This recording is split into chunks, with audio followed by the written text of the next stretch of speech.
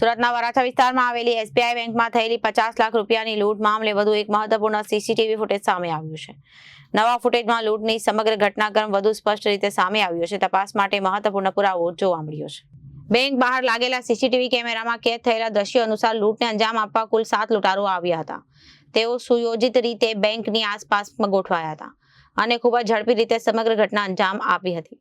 ખાસ નોંધપાત્ર બાબત એ છે કે બેંકમાં હાજર 2 ગનમેનની સામે જ લૂંટારુઓએ ઘટનાને અંજામ આપી ભાગી છૂટ્યા હતા.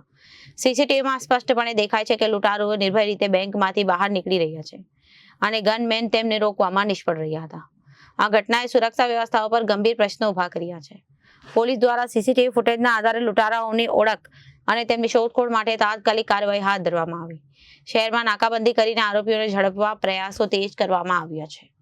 હાલ પોલીસે ઘટનાની દરેક દિશામાં તપાસ શરૂ કરી છે અને ટૂંક સમયમાં આરોપીઓ પોલીસના જાળમાં આવશે તેવી આશા વ્યક્ત કરવામાં આવી રહી છે. Bureau report, Janadesh news.